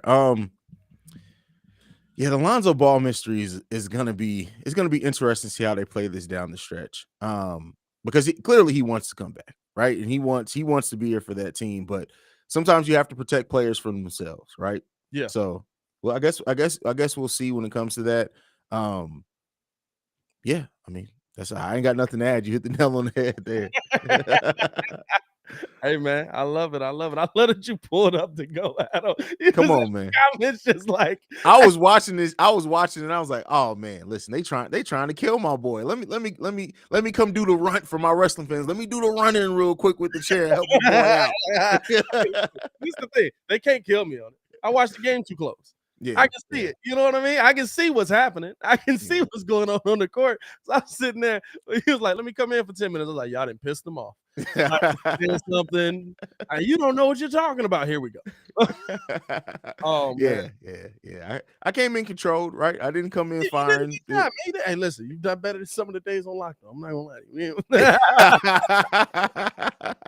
I'll be ready to go off on people. Man. I have to control that side of me because, of course, now as like a content creator, especially like somebody whose channel's grown a lot. When I first started, I used to be able to go at people and they'd be like, "This crazy dude, he got 100 subscribers." Now that where we at, it's like you growing now. yeah, I gotta watch it a little bit closer. Hey man, if y'all ain't in tune with my boy over on Chicago Bulls Central, make sure y'all get in tune with him, man.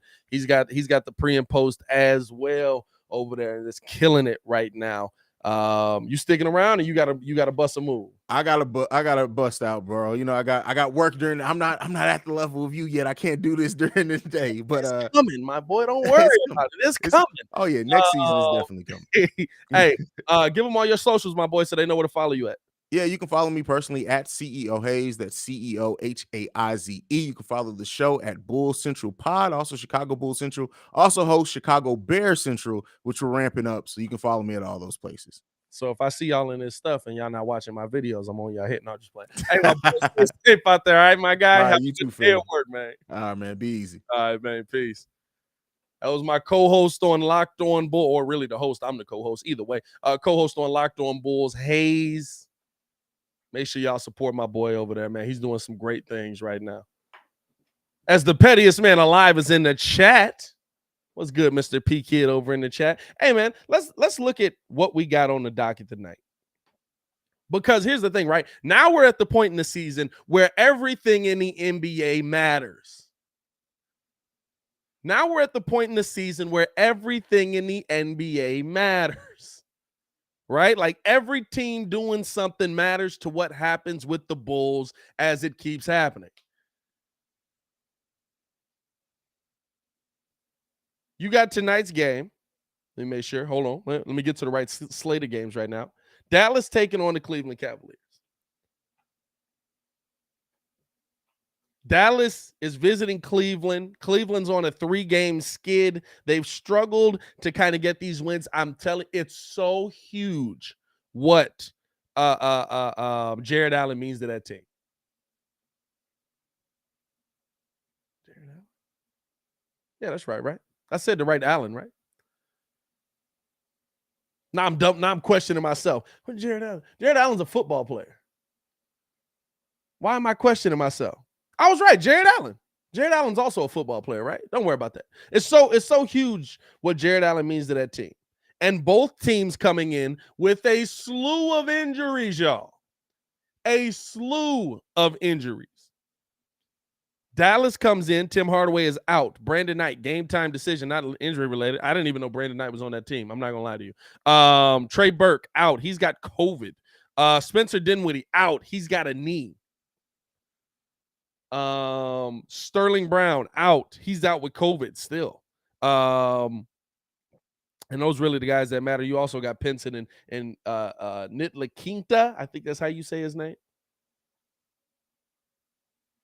They're all out. And for the Cavs, Rondo, game time decision. He's got his ankle. He didn't play with us because of that. Dean Wade is out for the season now with a knee injury. Jared Allen still out for a little bit of time. Last that I'd heard on him, he was getting reevaluated, but they still don't have a return date. But he's not going to have the surgery, so he's hoping to return for the playoffs. And they've got Evan Mobley out with an ankle. There's a ton of outs, but there's one dude that ain't out that makes the biggest difference for them, and that is Luka Doncic. And I really think that's going to be the biggest thing for Dallas moving forward, man. The fact that you have a MVP candidate cooking every single night makes such a difference for this team. And I think it's going to be the big thing for this team moving forward, man. You look at Luka right now. Luka has gotten it. This Mavs team, we said it, me and Kids said it. I don't know if we said it on the show, but I know we were talking last night. This has been the most even trade in the NBA. Spencer Dinwiddie for Kristaps Porzingis has been the most even trade in the NBA. It's been the one trade that I feel like both teams have benefited from moving forward. It's been the one trade that I feel like both teams have absolutely gotten success from. And when you see Kristaps, and I'm telling you, we had a, if I'm being real, we kind of got lucky last night. We didn't have to deal with Kyle Kuzma. Kuz and Porzingis together is a problem. Kuz and Porzingis together is a problem. And on the flip side, Spencer Dinwiddie has been cooking for the Dallas Mavericks. Y'all want to check out? Hold on. Let's see here. Dallas, last 10 games here. Let me pull up Spencer Dinwiddie's numbers.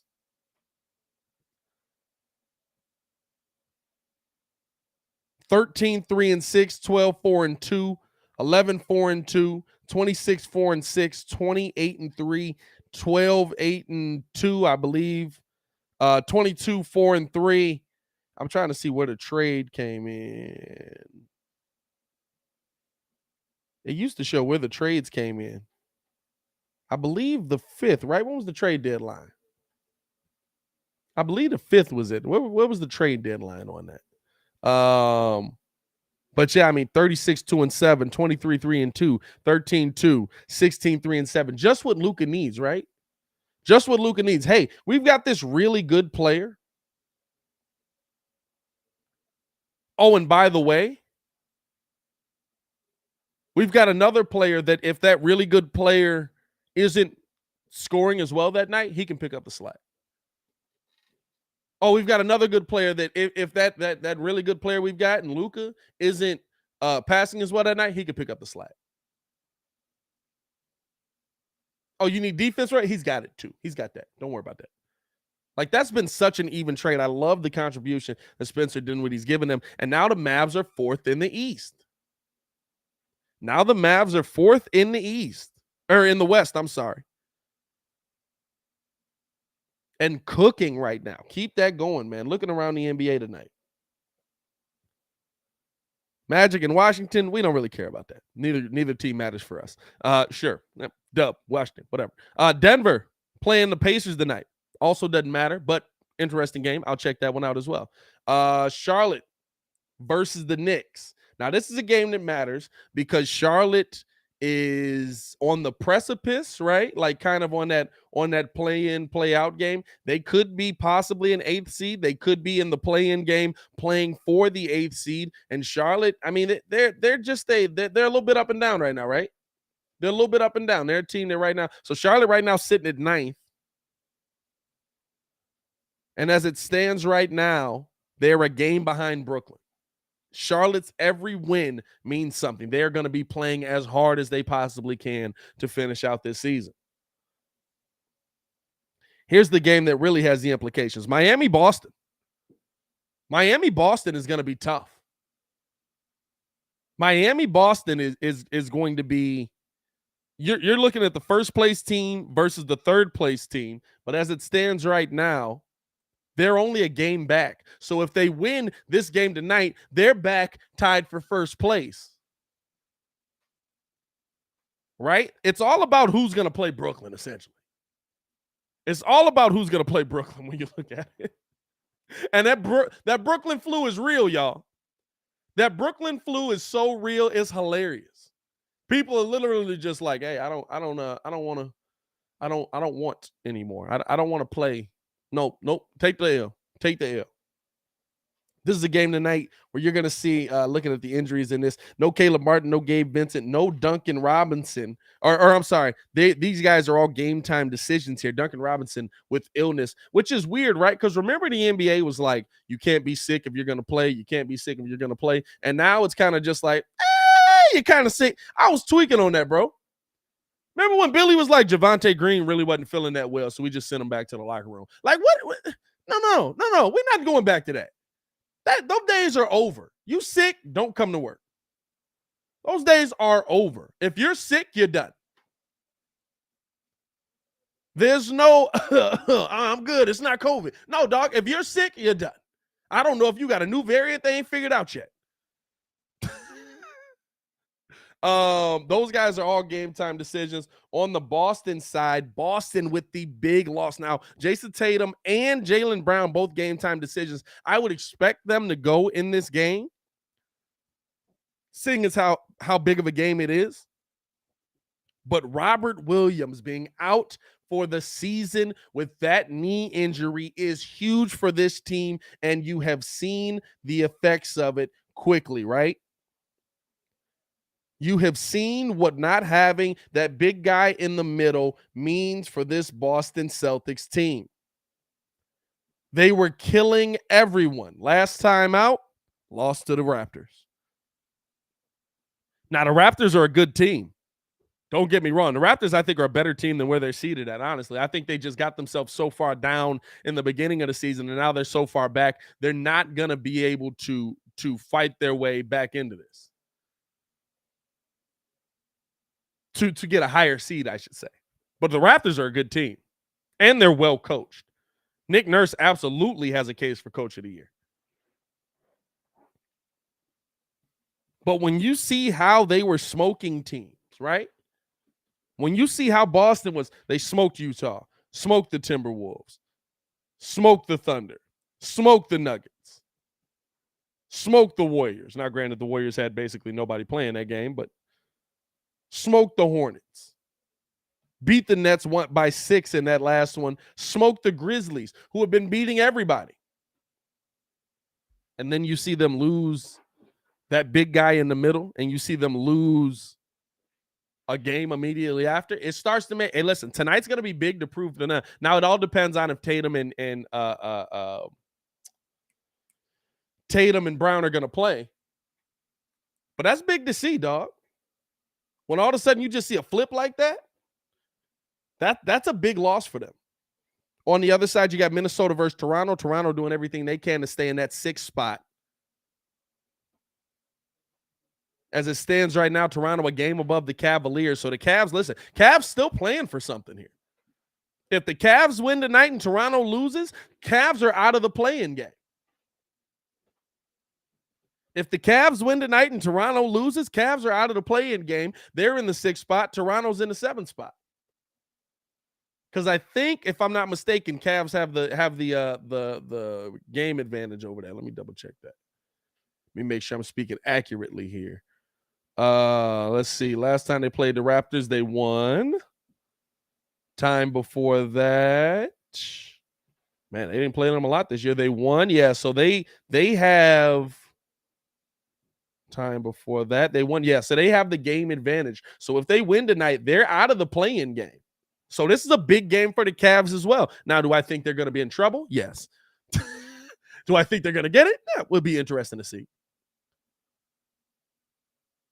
But this is a big game tonight for the Cavaliers in playoff seeding. And so if Toronto takes an L to Minnesota, who Minnesota's actually had now granted, down the stretch, I would say it's not that.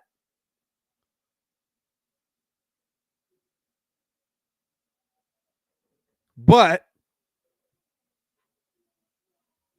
if you're looking at the Timberwolves defense in the second half of the season, it's been a top 15 defense. So not going to be a cakewalk there for Toronto tonight. You got Kings and Houston. Nobody cares. You got Atlanta and OKC. I mean, technically that matters, but I don't think Atlanta's going to do enough to get out of that play-in spot, right? They're 10 right now, right? I guess if Charlotte loses, technically they could move up to 9.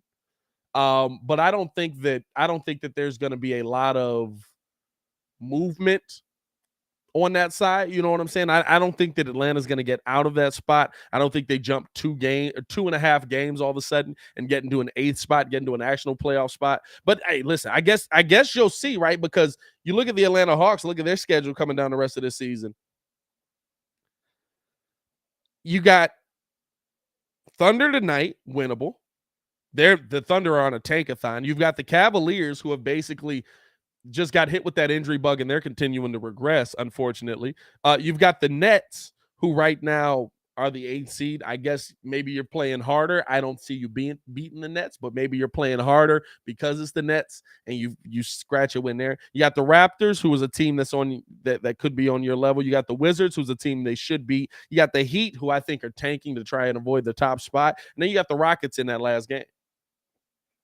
So there's a couple winnable games on that Atlanta Hawks schedule where I guess they could move up. I just don't personally see them moving up 2.5 games to get out of that play-in level, because that would mean Brooklyn's probably moved down. I mean, I don't think you're going to see enough losses from the Cavaliers, even in a 3-game skid, right? They're still 3.5 up on Brooklyn, or 2.5 up on Brooklyn. So you would essentially say they're gonna lose out the rest of their games and fall that far. I don't see that. Memphis and the Spurs play tonight. That's going to be an interesting game, dog. The Spurs are playing a lot better, and the Spurs are in the play-in. Pop's got them in a playoff spot. 31-44. He's probably pissed that this thing exists, dog. It's like an under 500 season. Pop's probably pissed that this thing exists. Let's be 100%. He's probably like, we're 31-44, and the season's going to keep going. What are we doing right now? But yeah, Pop's got them in a play-in spot right now. They'd be playing the Pelicans. They are They are third. Hey, y'all want to hear something funny, dog? Hold on. I'll say this, right? I'll say this. The East has way more competition from top to bottom. So everybody is kind of within grabbing distance, I guess you could say. But your top seed is 48-28, and your 10 seed is 9.5 games back. If we're being honest, your 10 seed could move up to a 4 or 5 if they won out and everybody lost. In the West, your top seed is 61-14. Your second seed is 53-23. Your third seed is 48-28, which is the 1 seed over in the East. And your 10th seed, the last team in the playoffs, is 30 games back.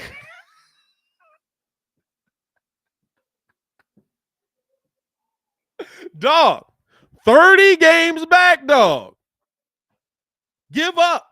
It's over. I'll bet you Pop is so pissed that the play-in exists. He just wants to get to the offseason and be done. He's probably so pissed that this play-in exists. Oh, my God, dog. And they'd be playing the Pelicans. I actually would pick the Spurs to win that. And then they'd be playing the winner of the loser of the Clippers and the Timberwolves. And I might pick the Clippers to win that. I almost would pick the Spurs to beat the Timberwolves. They might actually make the playoffs. I'll bet you Pop is pissed, just like, dog, why won't this season end? Why are we doing this? Nope, don't lose, keep winning. But I mean, come on now. Why won't this season end? But yeah, man, you've got that matchup tonight, Memphis versus the Spurs. Spurs going to be going hard. I think that they're going to be trying their best to stay in. I think it's just Pop's nature to want to win. Memphis still doesn't have Ja Morant, I believe. Yeah, he's still out with his knee injury. Jaren Jackson out with is a game time decision with a thigh injury, and then Killian Tilly is out with a knee injury. On the Spurs side, no Doug McDermott, okay, and Romeo Langford. But so basically going with the full slate, you've got them without Ja, but that Memphis team has been ridiculous without Ja. What are they, 17-2 now, something like that? It's ridiculous right now how they've been able to play. That's why we were talking about Coach of the Year and looking at, we were breaking down kind of like looking at where the Cavs were and how Memphis has done it. Memphis might have 2 awards this year, dog. I don't know, because you would assume Ja Morant's gonna get comeback play or what is it? It's not comeback play, most improved, and I can't think of their coach's name right now. He's probably getting Coach of the Year.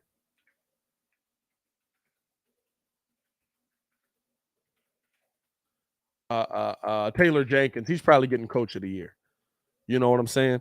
What else we got here? On the docket tonight, big game tonight, the big game that we'll be breaking down as well. Phoenix Suns versus the Golden State Warriors. Now, Golden State still without Stephen Curry. And, of course, James Wiseman gone. Like, is he done? What's going on with that? Is he not coming back? He doesn't exist anymore. You know what I'm saying? Weird. That's a weird situation. JaVale McGee's going to be out for the Suns with illness. Frank Kaminsky going to be out for the Suns with a knee injury. Dario Saric still out for the Suns. And then Cam Johnson is going to be a game time decision with a quadricep injury. This is going to be an interesting game tonight because really you're trying to see, like, how do you match up with this team? Even if you don't have Stephen Curry. Right? Like, you're hoping to have Steph back for the playoffs, but what version of Steph are you going to have? This is a game to me where you want to see, hey, Jordan Poole, can you really take that lead? Can you really take the mantle of killing the game on this one? Can you really put this team on the next level like Stephen Curry could? And then hopefully we add back 100% Stephen Curry, but you might be getting back a 70, 80% Stephen Curry. That's going to affect how he's played, and Steph has had a down season. So that's going to be interesting to see as well. And then they finish out the night with the Pelicans and Portland. Pelicans and Portland both taking on or both two teams that are meh. And I will say this though. Pelicans are in a better situation. I feel like Pelicans should win this easy. But when I say man, I'm like, I feel like this is a man game. I feel like they should win this game easy. But Trailblazers are a sneaky team that always ends up pulling out some weird wins. But here's the thing. Since he's been traded, first off, is CJ's is this his first game back against the Blazers? I believe this is his first game back against the Blazers. Let me double check that. Let me look at this schedule here. Pelicans. Yeah, this would be his first game against the Blazers. So that's going to be big in that sense. Since he's been traded from the Blazers to the Pelicans, 26.1 points a game, 4.9 rebounds, 6.6 assists, and 51% from the three-point line. I'm not surprised by this. Dame Lillard and CJ McCollum were the same dude. We've known this. Dame Lillard and CJ McCollum were the same dude. We've known this. I love that this dude paid to get on the screen. Shout out to you. Golden Shower Warriors, with or without Curry and Wiseman, still get on the 7K series. You're a wild boy, my boy. That's hilarious, dog. You gotta relax, brother.